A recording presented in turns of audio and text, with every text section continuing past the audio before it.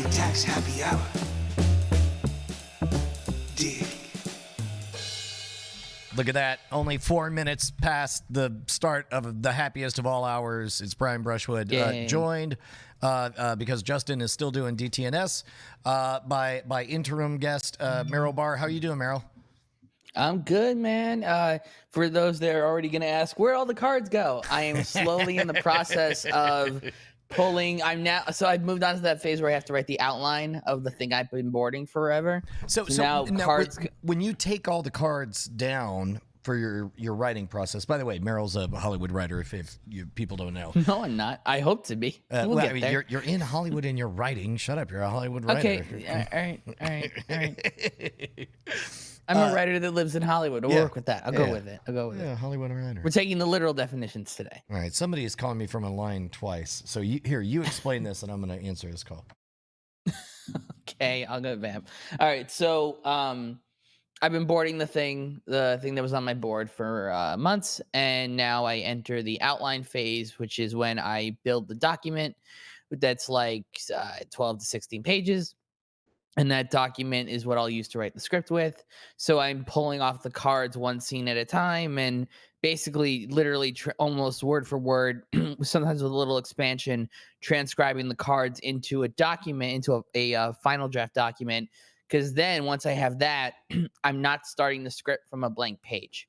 So and also it allows me to write the script out of order. So instead of having to go from start to finish, I can just go, I want to write this scene. And since I know what happened before this scene and after this scene, I can just go write that scene. And it's easier to put connective tissue if it's needed or whatever. It's easier for me. Yeah. Some people don't write that way. Some people wing it all the way. I can't do that. By the way, I just had something happen that has never happened before. I had a robocall from one phone number. And then the same, and it's like, hi, this is so-and-so from the blah, blah, blah department. I'm calling about your, it's like, this is a robot, and they hung up. Same phone number, just called me back, played the exact same recording. Hi, this is so-and-so from the blah, blah, blah department. We do have open enrollment for blah, blah, blah, blah. And it's, I've never, like, that's some straight up harassment right there. What is that? I mean, I don't know what's going on with the robocalls because I feel like it's gotten really bad about the last 2 to 3 years. Oh yeah, no, it's gotten so bad that nobody's upset that I don't answer my phone. Like, my Hollywood agent wants to do a catch-up call, and we have it on the calendar at a particular time, and he has my number, and I straight up told my agent, who might be bringing me opportunities of all varieties, yeah, if I don't answer, just call me back again. Crazy days, robocalls. And they were like, you got a boss? Like it wasn't weird at all. The idea that people would just not answer their phone, and now it's starting to get bad on the texts as well. Like, I've gotten good at knowing like what's a robo and what's not. It's rare that the biggest thing for me is that all my robocalls come from, so your phone number is 10 digits long, 3 digits, 4 digits. My robocalls are always coming from numbers that match my first 6 digits identically. Sure. And then it's just the last 4 digits that are different. Yeah. I don't know what what's going on there, but it's so bizarre. No. What they're doing is they're trying to pretend like they're in your neighborhood. And but they don't realize they're dialing a cell phone.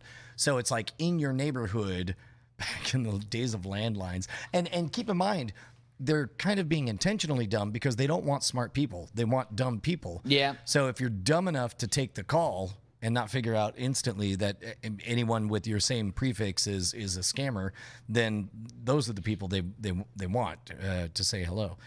But have you noticed an up in frequency? Because I've definitely noticed an up in frequency. Oh, sure. Yeah. But I mean, I don't know. Like, I feel like I'm a little bit ahead of the curve in that I've been not answering my phone for years now. I will say, you say that, but I have found you pick up the phone pretty regular. It's more times you pick up the phone than not when I'm trying to call you. When I know the human being who is calling, if it's an unidentified phone number, get bent. Gotcha. Like pass the Turing test, the Byzantine 2-minute long rambling, scrambling, going nowhere message that that I put on there. Which, by the way, I need to update because actually, like I have not gotten a voicemail. You want to know my last voicemail I got? Sure. It was the last time I got anybody, because the thing is when you have a 2-minute long Turing test for a voicemail message, you turns out humans don't want to deal with it either. My last email was from August 15th, 2019. And I mean, I just don't leave. I just don't leave voicemails. Typically, I'll call, and if you don't pick up or someone doesn't pick up, I'm calling. That's when I will just text saying, "Hey, tried to call you." Blah blah blah blah. Like, I think the only people who leave voicemails for me now are my parents, and that's about it. No one else yeah, really ever leaves. that's what I'm Well, seeing parents right and now. doctors Yeah. is about it. Also, But yeah, it's nothing but blue dots all the way down. Like I didn't answer any. you of haven't listened these. to any of them? No. I mean, I shouldn't be shocked to learn this, but you sent me a screenshot the other day Hey, of not, something. it was not about that other. Okay, yeah. Yeah, On no, an but, unrelated that's issue, not- I sent you a screenshot. I was like, "Oh yeah, you should see this," and it was about something else. Right. But then on the top left is your inbox, is the the count of unread messages in your inbox, and I went, okay, and I was like, I shouldn't be surprised that this is as high as his email inbox unread account.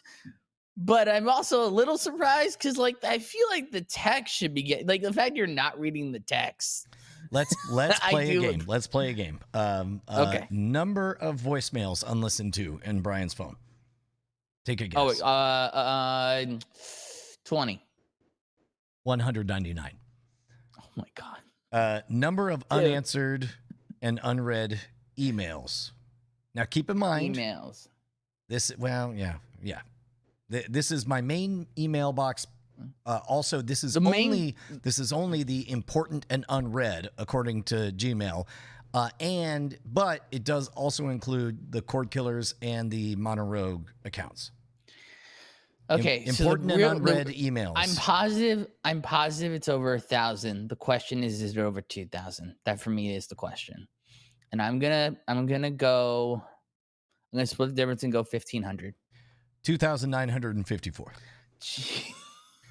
Number of just go to $3,000. Just go to 3 at that point. Just let it get to 300K. Number of unread text messages. Well, I know that one. It's like 790 something. Yeah, right? 765. Jesus. I don't know how people like you handle like having that red number, that red bubble staring you in the face. Like I have to be at inbox 0 by the end of the day. On everything. I used to be and used to take great pride in that. But at some point I shifted from thinking that like I don't work in customer service for myself.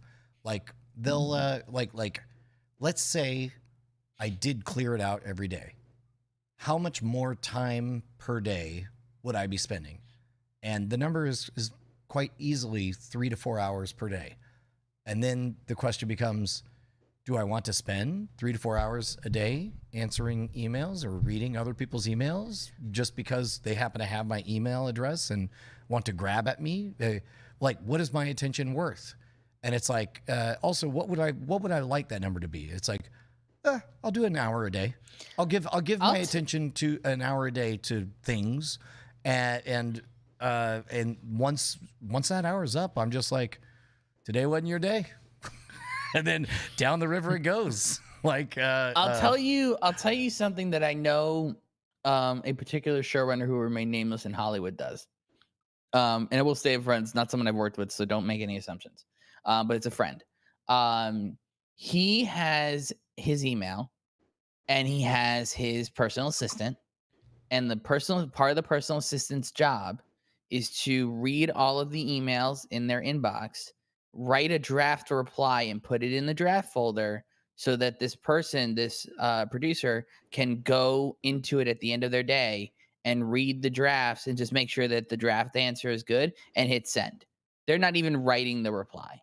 Like, I don't know if that'd be helpful to you because you do have people that could do. Because the part that bums me out is I mean, the bulk of everything is garbage anyway, right? And I see the notification as it comes in.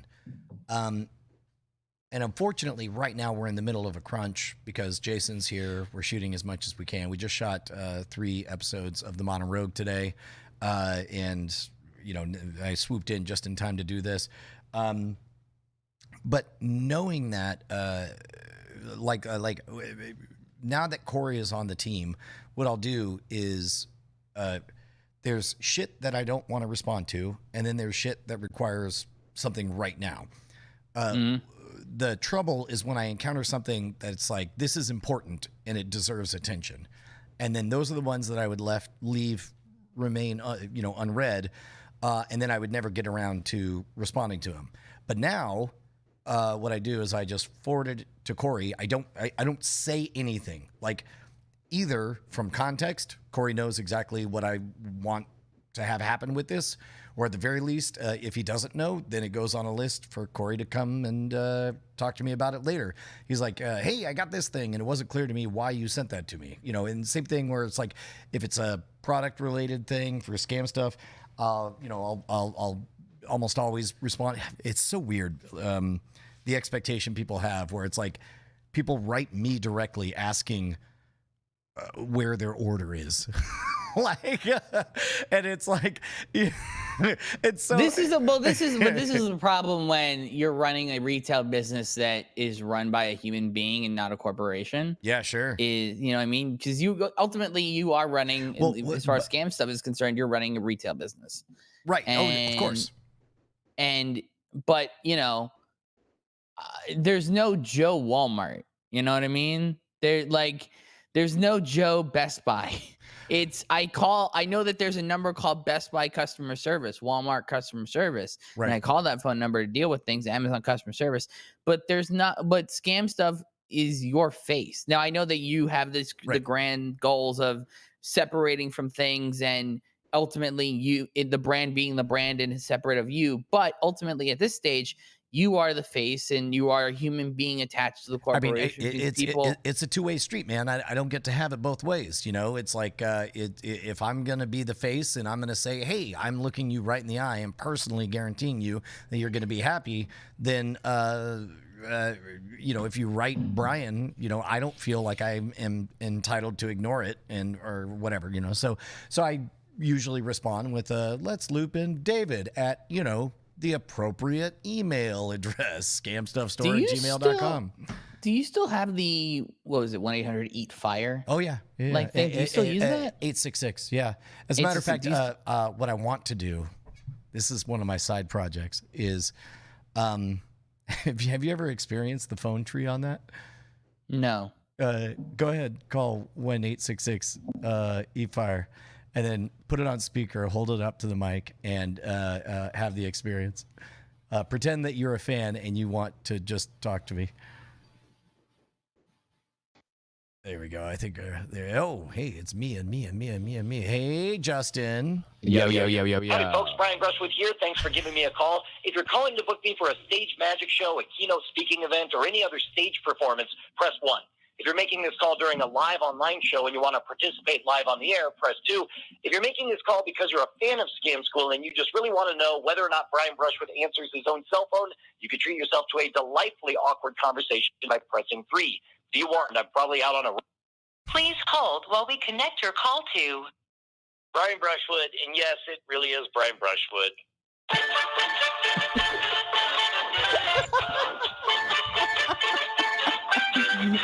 Hey, it's Brian Brushwood. Oh, hey, it's Brian Brushwood. Yes, it's really Brian Brushwood. Who's this? Who's this? Hey, it's Meryl Barr. Okay, see, that's a normal thing to do. That's a normal thing to do. Basically, but instead, after all of that, people get through all of that, and I swear to God, 90% of the time, the response is, Hello? This is Brian Brushwood? What? For real? Is this Brian Brushwood? Is this? Is Brian? Is there? Is this Brian? Is this Brian Brushwood's phone number? It's so fucking dumb. I mean, all right. So here's the only thing that I would say in defense of these chuckleheads. You are like the clown prince of scammery. Right. You literally set up a situation that is going to end with like everything else that you've done in your career. You would think that this like level of you're gonna talk to Brian, you're gonna talk to Brian, you're gonna talk to Brian, you're gonna talk to Brian would end with not talking to Brian. Well, right? and for most people, that is how it ends. Yeah, right. But when you do pick up, then it's like, oh, he was actually just legitimately warning me that I was going to talk to him. Yeah. Yeah, it's like it's getting starstruck. It's literally fans getting starstruck. I mean, because what you're describing, I've definitely back in the day would definitely have that reaction if I'm younger and I'm talking to a celebrity and going, I'm actually talking to a celebrity. What the fuck? Like it's I get it. I have empathy for that. Yeah. Sorry, I'm trying to see if I can add Meryl. Sorry, you're a radio voice. Today's not your day, Meryl. All right. I have something I want to talk about with Jury, if that's cool. Oh yeah, no, by all means. What up? So by the way, you're about to speak to Justin Robert Young. Let me close down my Skype since I don't need it. I mentioned this to Jury in DM, but I also want to talk about it here. I started watching Dark Side of the Ring, and holy shit! I've only seen Brian. Have you seen this? I've seen one episode, and it was germane to an infatuation that Justin and I have with John Stossel. I liked it very, very much. It was The Slap Heard Round the World is the episode that I saw. Yeah, and it has Dr. Death Dave Schultz, who is a character of a human being. John Stossel, who even at this age has that is a season 2 episode. That's why I haven't seen it. Okay. But that is John Stossel has no F's to give. It is great considering they've got to stretch out a story that probably is in an hour. Like it probably is a half hour, but luckily Dr. Death has lived a crazy enough life that they're able to fill in some like worthwhile stories that are disconnected. Doesn't hurt that as you said, 2020 anchor John Stossel has too many. He has more Emmys than fucks to give, and so the last line of the documentary was like, "Is there anything you'd like to say to Dr. Death?" And he says, "Yeah, fuck you." It's fucking amazing. So I've been watching it's on Hulu. The first season's on Hulu, so I've been watching that. I've done the first 5. I still have to do the Fabulous Moolah one, which is gonna be tonight, which I hear will completely change my outlook on the Fabulous Moolah. The Von Erichs episode. Talk about a family just built for tragedy.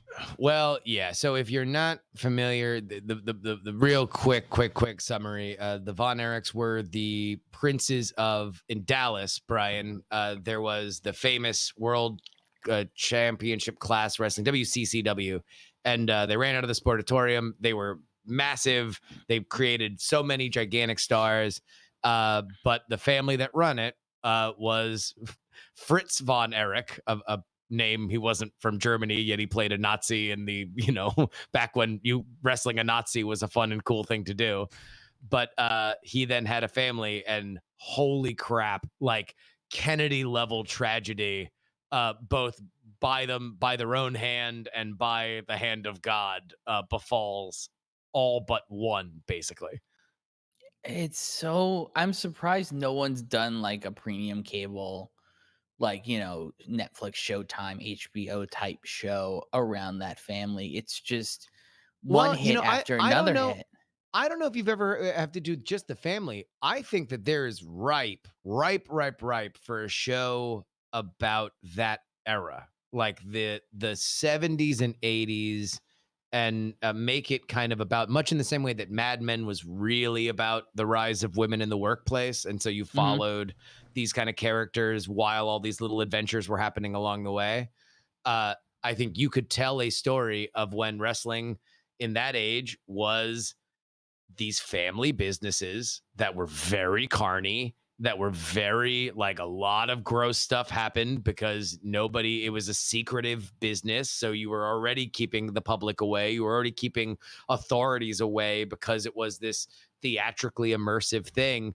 But then all of a sudden, TV and the idea of competing nationally it has to fundamentally change everything about it, and the performers going along with it.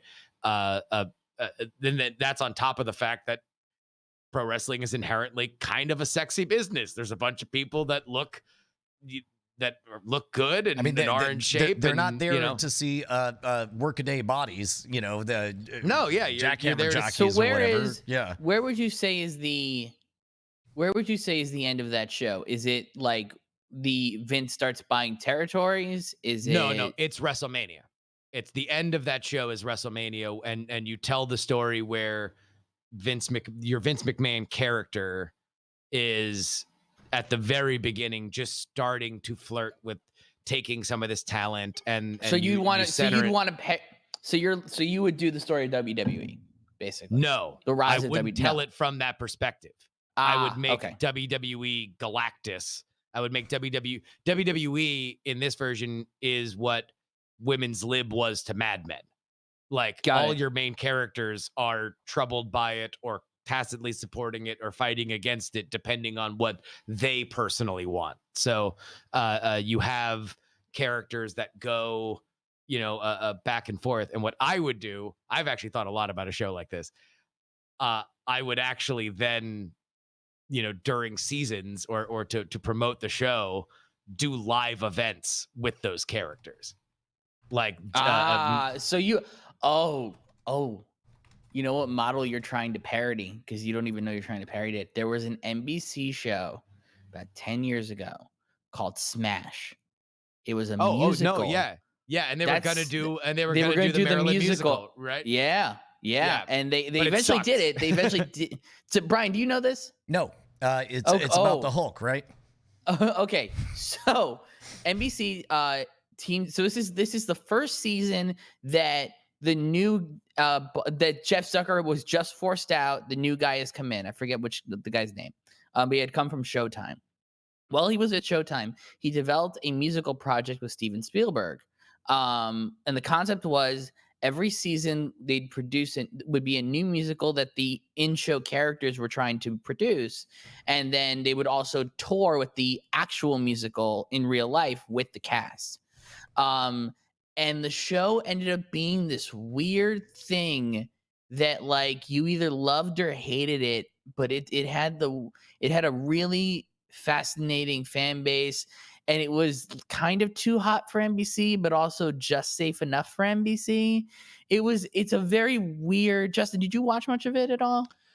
No, I didn't hear very good things about it, and at that point, I had been kind of gleed out, which was another reason why it got it went forward. That was the era when both between The Voice and American Idol and Glee, networks were realizing, holy crap, the ratings can be whatever, but these iTunes sales, am I right? Yeah. And then the touring money, because they would take the cast out to tour. Glee, there was like a Glee tour and stuff. So yeah, that was the goal.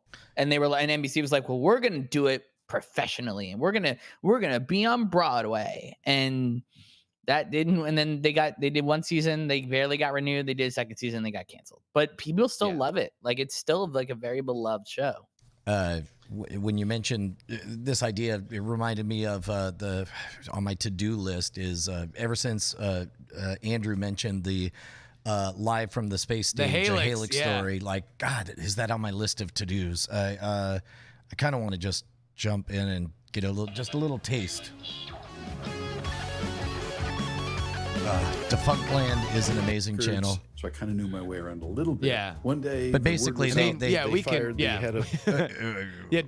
Describe what it is before we're just, for the audio listeners, just playing audio from a documentary and we all stop talking. Yeah. Well, it's an hour and a half long documentary about a manufactured Kiss style over the top space band that played in Tomorrowland in not the Magic Kingdom but actual Disneyland, right? I don't know. I mean, I haven't watched so it. they had like a Chewbacca figure, they had like a robot figure, and then the lead talent was just over the top, amazing. And these teenagers would start showing up. I think it's going to play an ad. They would start showing up night after night after night, and it's like they were, oh shit, we're actually manufacturing a badass band. This is crazy, and there's so much pull. People asking, like, hey, please bring it back. But man, the work that Defunctland does is just so amazing. So I assume my wife's name would have been Polly. They wanted to call this little froggy guy. Lights come on. Yeah, no, too many ads. Distance has been on. Never mind, doesn't matter.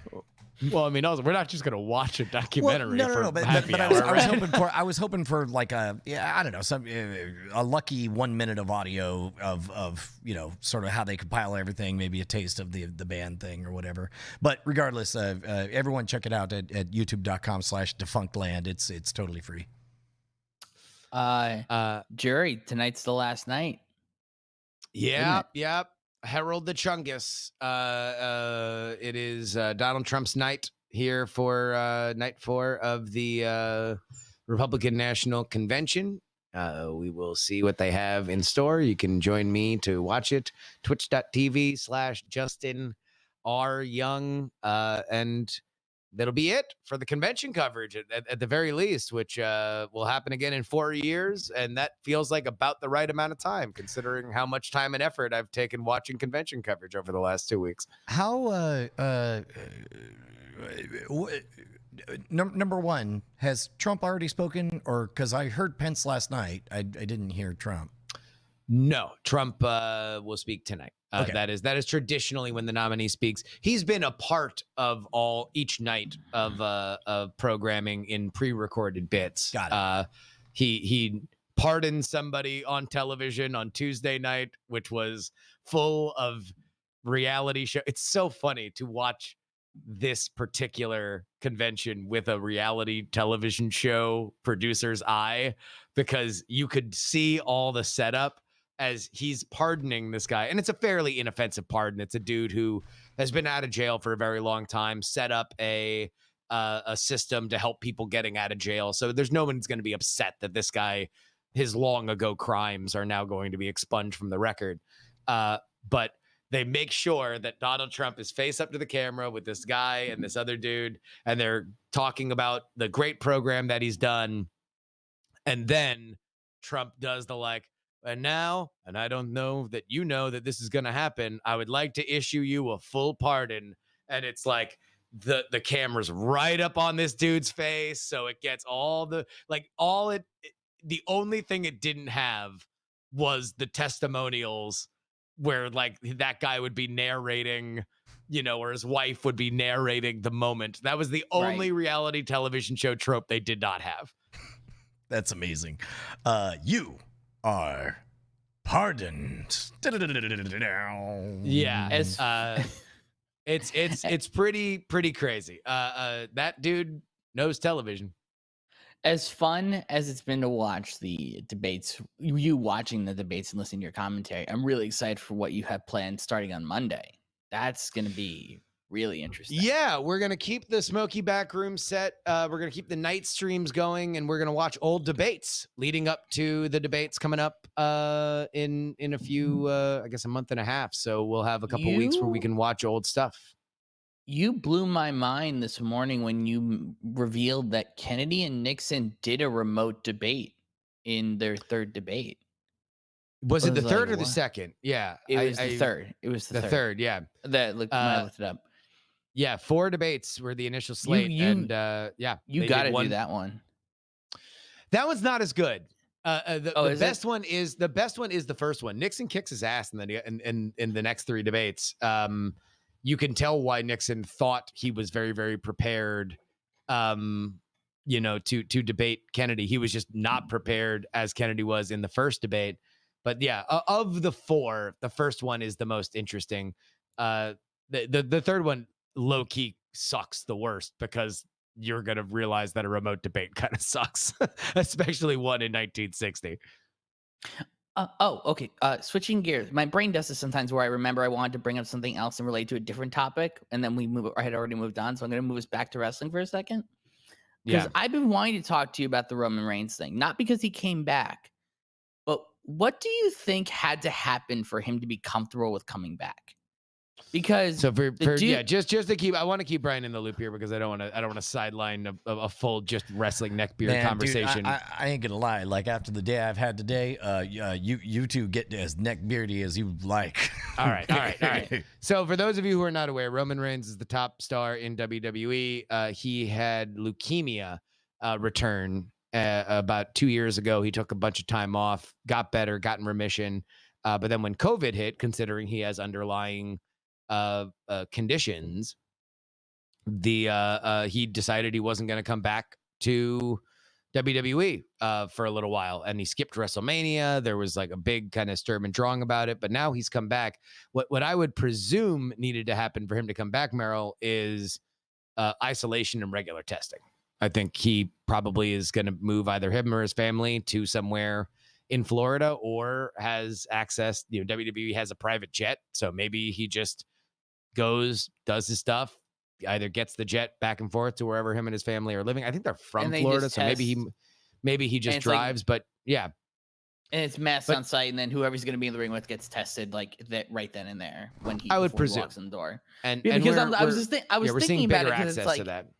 I was just thinking about that because it's like I think the one thing Vince doesn't want to have happen is have anybody in the family of his favorite former wrestler get sick because of his negligence.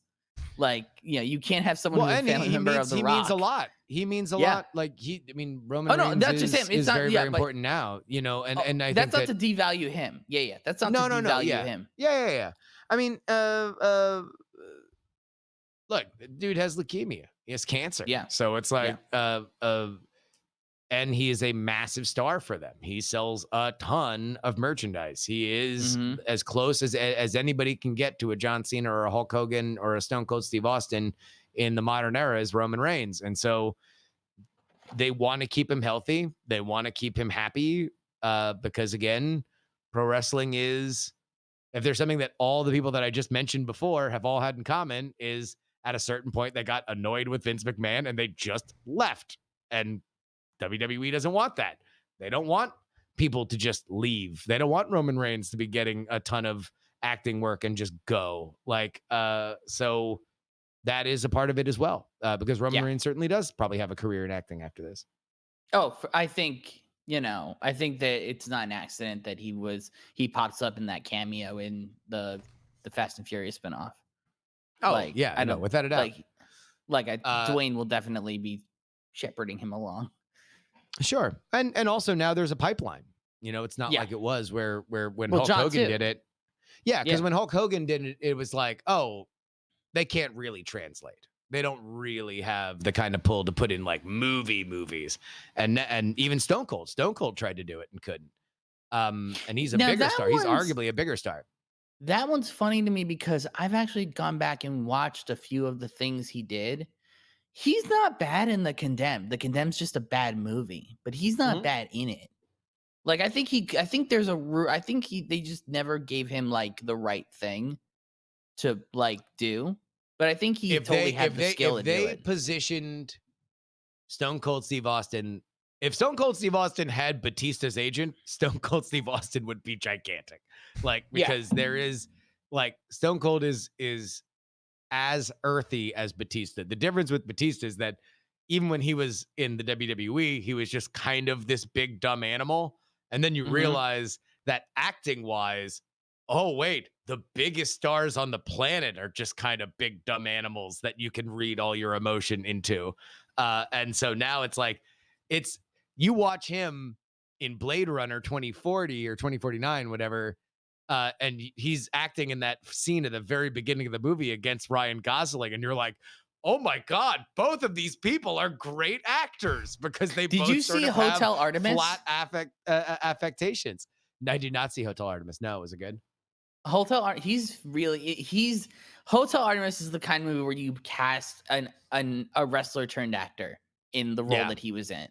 and it really plays. And I think it's interesting to see who's trying to make the jump now and who's not. I think WWE got better at producing fiction. They're not fully there yet, because I know Vince had this dream of like everybody will be able to do it, and then they gave Kane a horror movie, which was a mistake.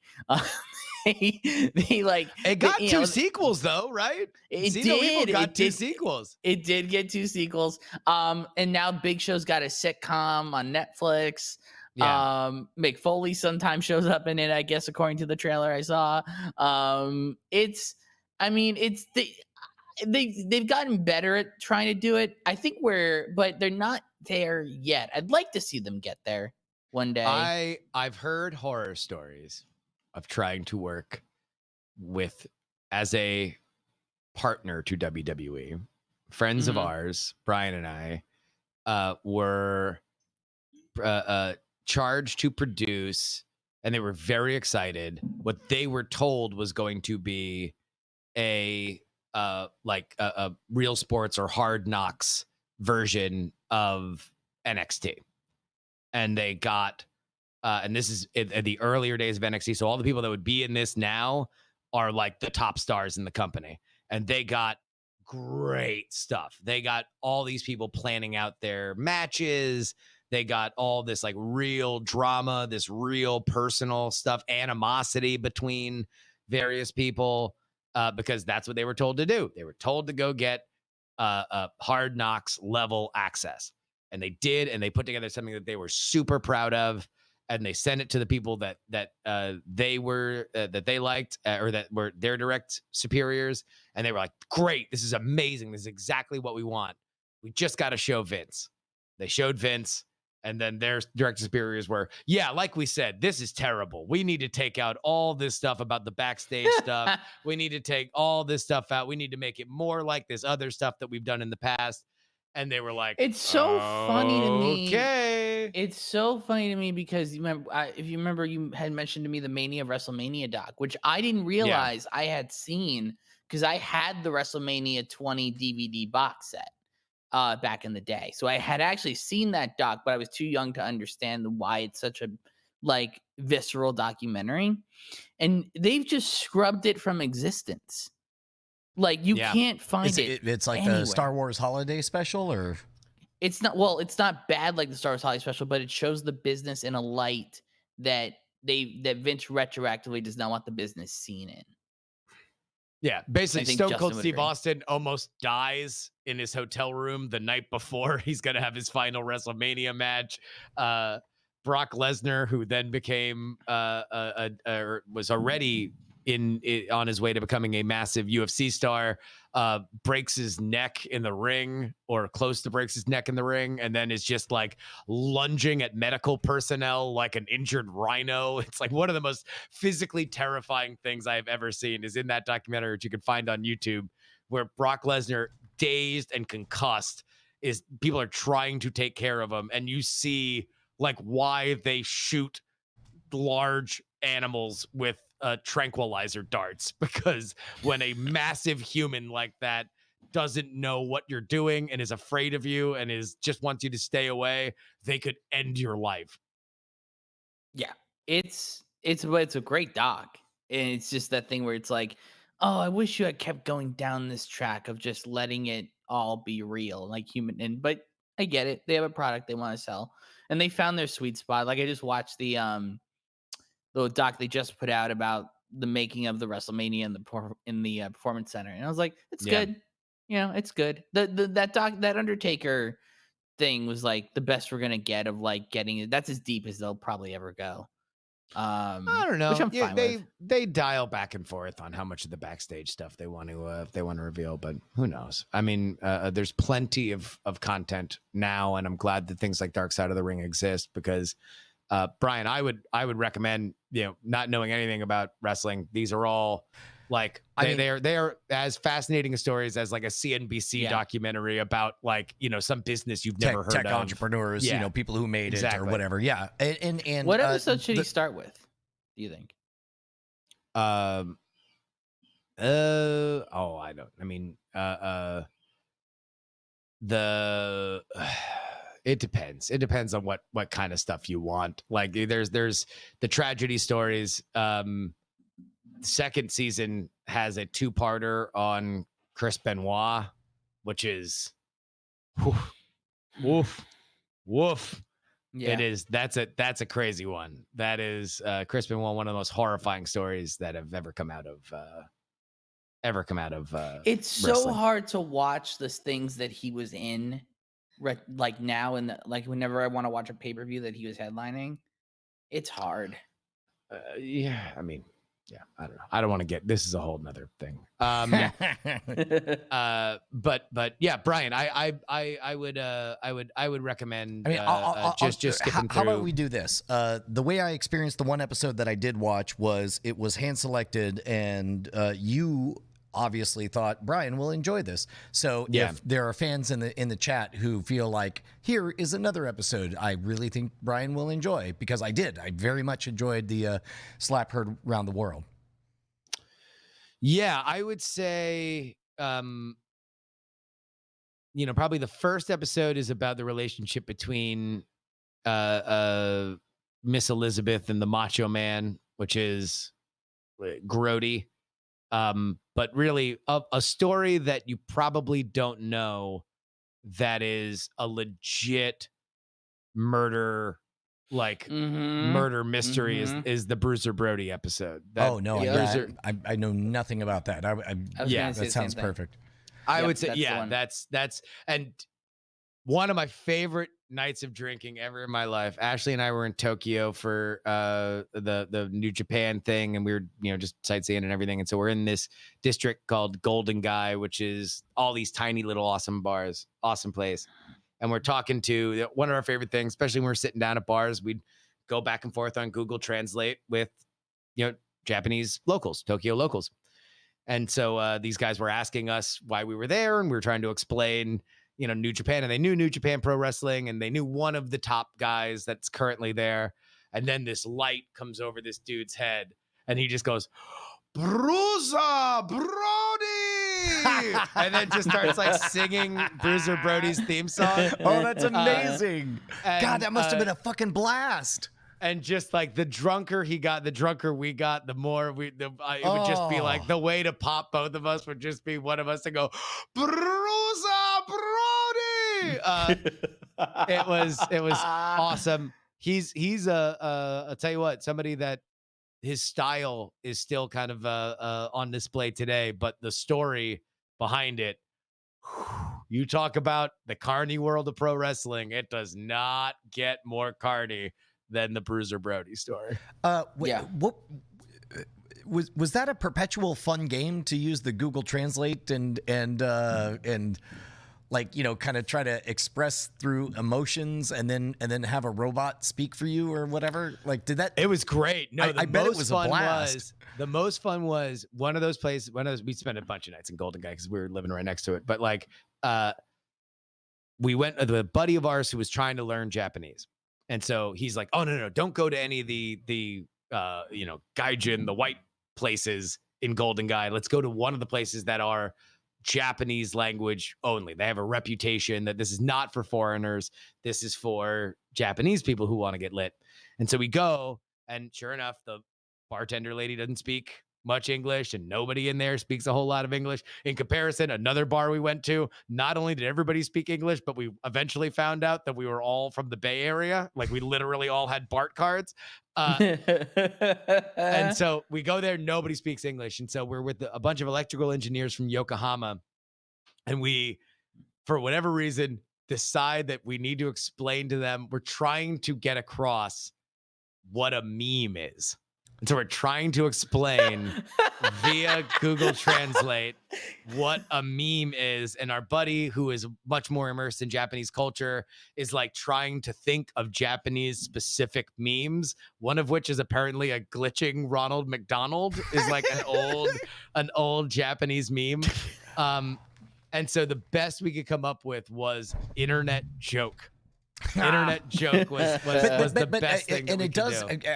do. On the subject of memes in general, I was thinking about how I think we've talked about this on Happy Hour already, but it's like in the 80s and even into the 90s, there was sort of like folksy comedy, that water cooler, like you would trade jokes like, hey, how does a blonde get out of a car? She opens the door or whatever.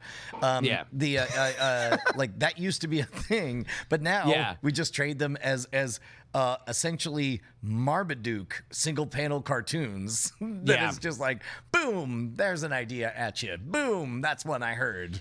Yeah. It's funny because the way the funniest ones now are modern setup or a contextual setup picture. Right. Or slightly my altered mom picture. Discovers me masturbating on the couch. Picture of Barack Obama. Yeah, exactly. My favorite meme now is: have you seen the Leonardo DiCaprio from Inglourious Bastards meme? It's just him and his tongue is kind of hanging out, like he's like just getting away with something. He's just really happy. But if you look it up, just Inglourious Bastards Leo DiCaprio meme. No, I'm seeing Brad Pitt.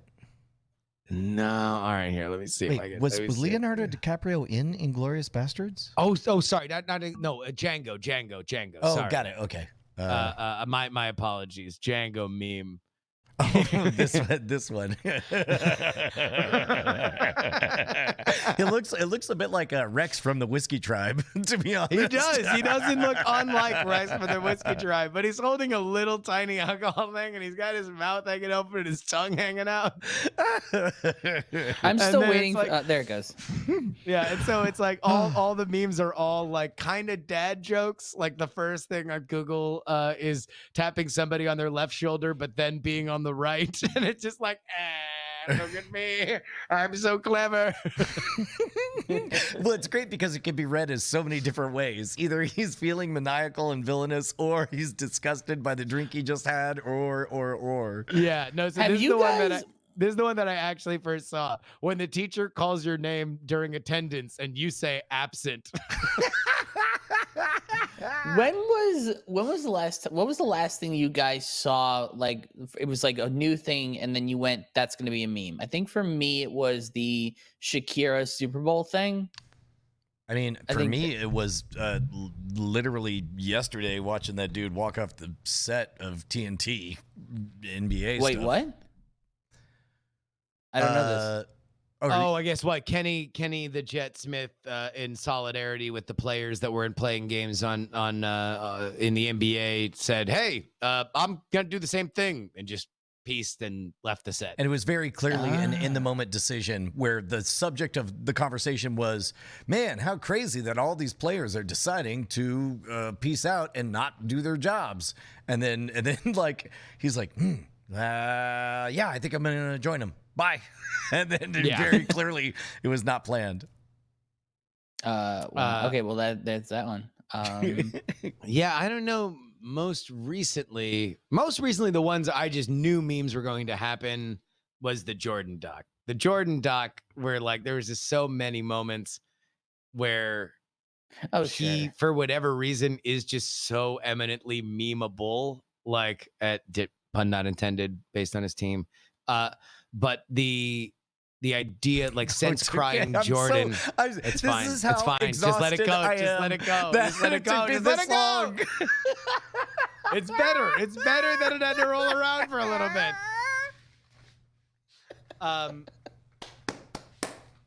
So good. Sorry, go ahead.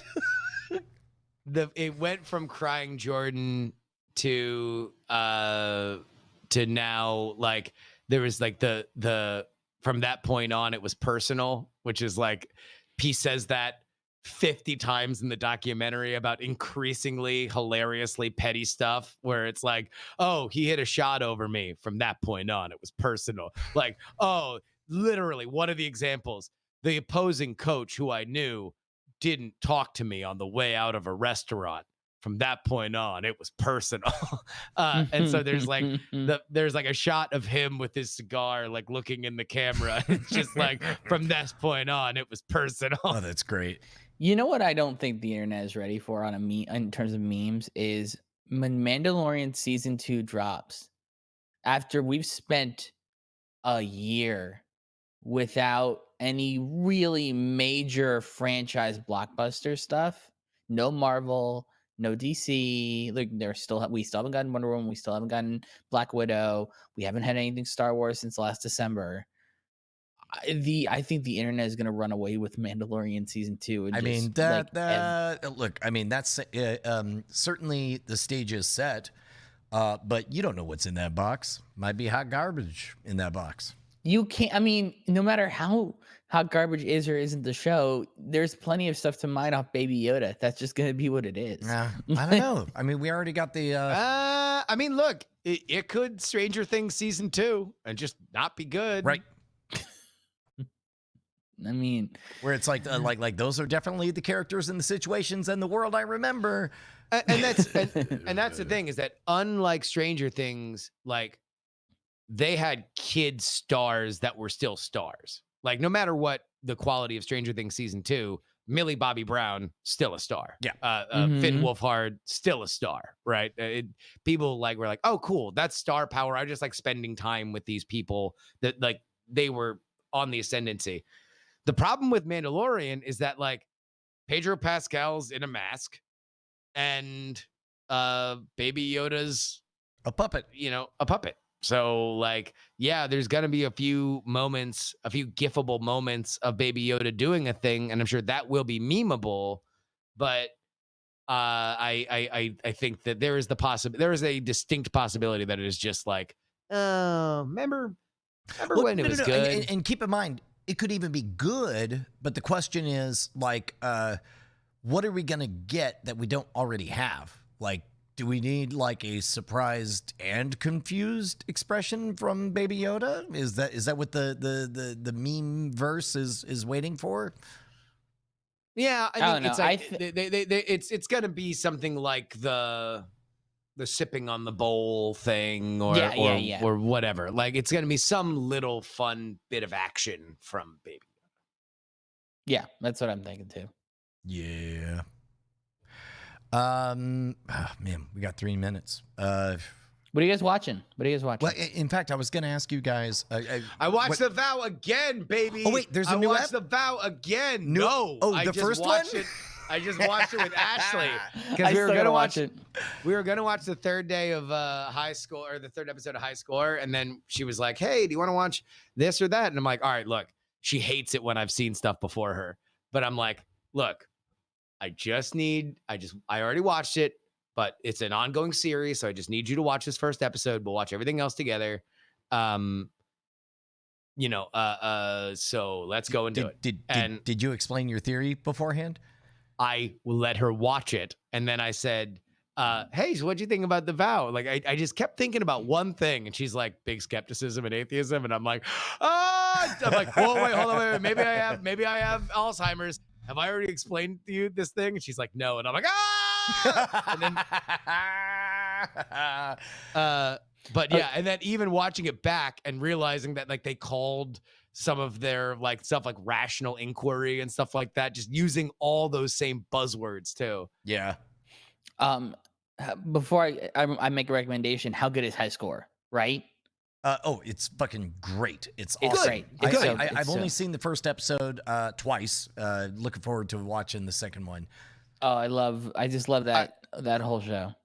I would say, yeah, think of it more as an essay or a love letter than you think of it as a documentary. Like it is much more in the world of video essay, like a YouTube video essay, than it is a comprehensive story about video games or anything else. If you go in like that and you understand that it is going all over the place, then you will understand it. It's just so joyful. I find it so just joyful. and really enjoy it. The recommendation I'll make, Justin, I've recommended this show to Brian numerous times. He still has to watch it. Do you have any cable or live, access live channel system like Hulu Live or anything like that? I have Sling. Yeah. You have Sling. Okay, so you have access to Sci-Fi and Sci-Fi on Demand. I don't. I mean, presumably, right. Sure. Also, what does it matter? It's still your recommendation. Like what's with the Inquisition? Okay, there's a show called Dallas and Robo. It stars John Cena and Kat Dennings. I follow you on Twitter. Okay, good. Watch it. Damn it! I need you both to watch this. That's it. That's where we gotta go out. Okay. All right. Yeah. I don't know. Have you ever heard of Harley Quinn? You ever heard of Harley Quinn, Merrill? Hey, did you know that I advocate for third-party voting? Holy cow, man, it's crazy. All right, that's if there's a better cue to wrap things up, I don't know what it is. Oh man, I think everything broke. I think internet just went out. Did it? Yeah, that's kind of weird. Here we go. I'm still getting But no, yeah, that's because we have two internets. Here we go. We'll see you guys. See ya. Ooh. Happy hour.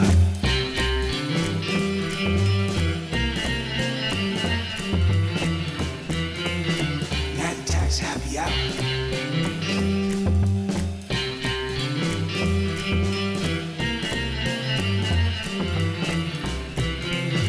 Night Attacks Happy Hour.